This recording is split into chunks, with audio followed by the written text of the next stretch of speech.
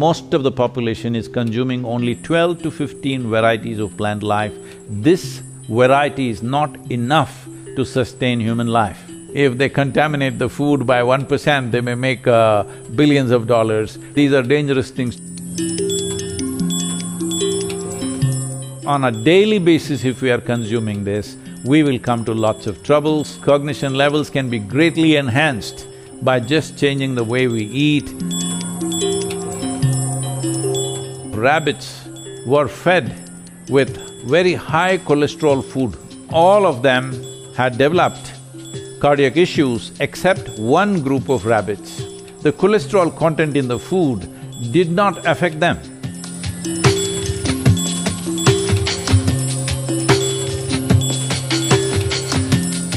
We have moved, Western countries particularly have moved strongly towards food processing. Right now, India is making huge steps to set up food processing industries because food is a perishable item and people want to store it and use it tomorrow. So, as a policy, as a philosophy, as a social consciousness, we must understand that eating food in its fresh condition is the best way to eat.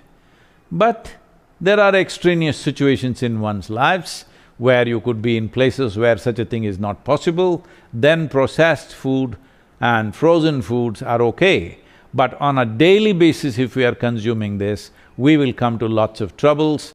You know, in the yogic philosophy, always it's like this, if you have to eat a vegetable, it should be plucked today from the plant. Within a few hours, it must be cooked. Once it is cooked, within a maximum of 90 minutes, you must consume. You never eat old food because all living things, food is a living thing. If it is not living, it wouldn't support us. It is the basis or is the life-making material for us, it's not just another product. So, all of it is moving from life to death or from death to regenerating to life. This is happening all the time at every level of life. The whole process that we call as life is a cycle between life and death. We refer to life as a dynamic process, death as inertia. If one becomes inert right now, if we poke them and they become active, then we say they were sleeping.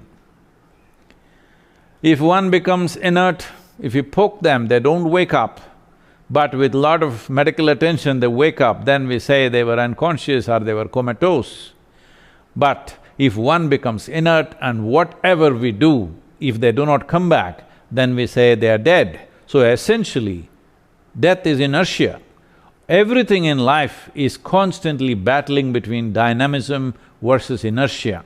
So we call this inertia as tamas. So once you allow food to stay, especially cooked food, if it remains for a period of time, then it gathers inertia. You may not feel anything, it's just that your sleep quota may improve. That is, you may sleep for more number of hours and everybody is going about saying that the more you sleep, the more healthy you are.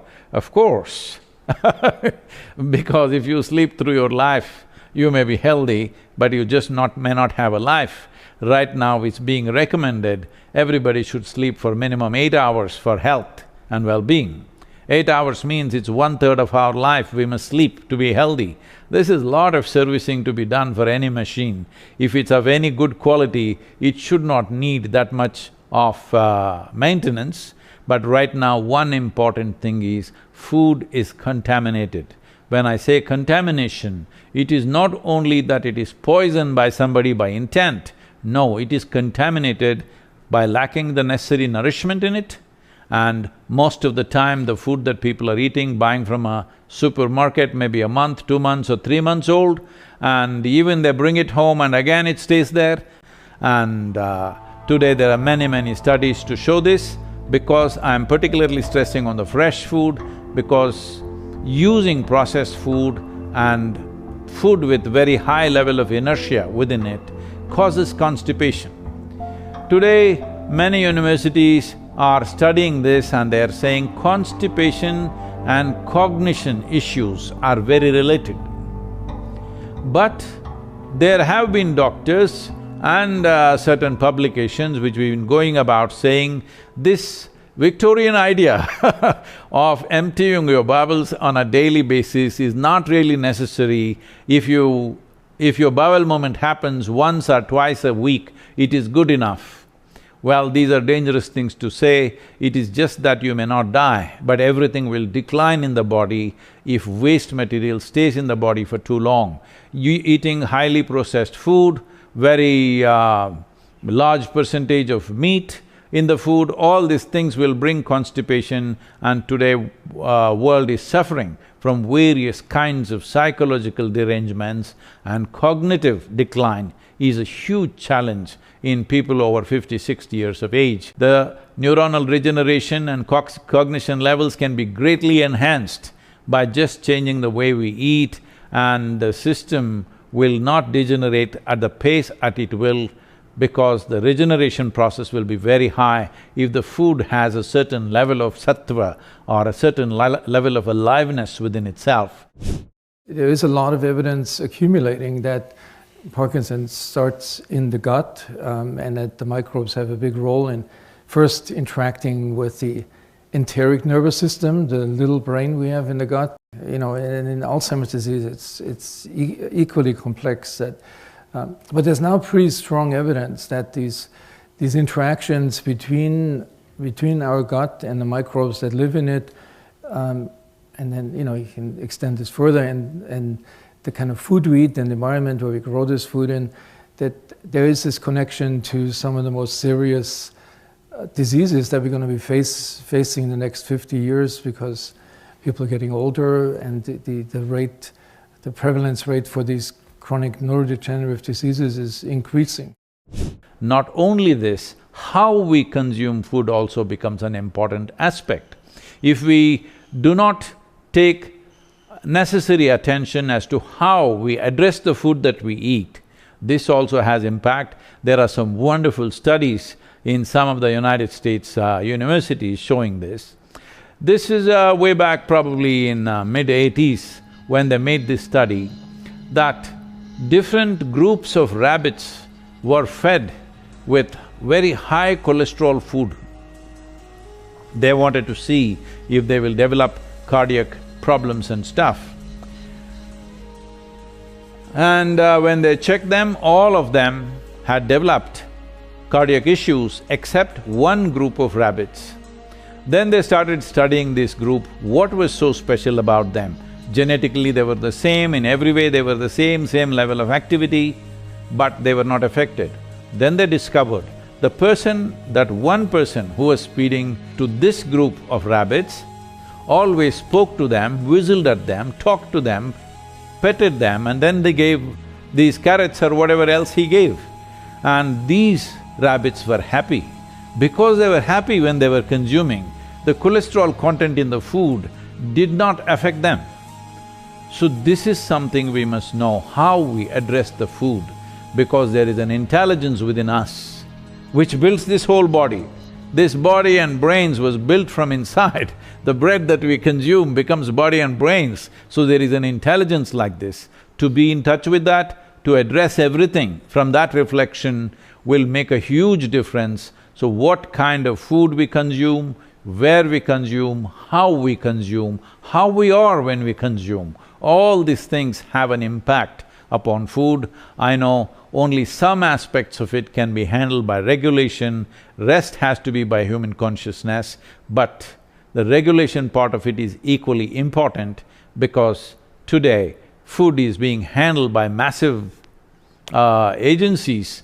When I say agencies, large businesses, very large commercial enterprises, where if they contaminate the food by 1%, they may make billions of dollars. When that kind of proposition is there is always a propensity to contaminate food in various ways, either by aging or by reducing the temperature at which they are stored, or actually adding something to it. All these aspects are there, but the most important aspect is, at the very source it's being contaminated, we have to address that. Contamination is happening at the production level, Not only at the production level, even at the base production level, which is soil itself, is contaminated.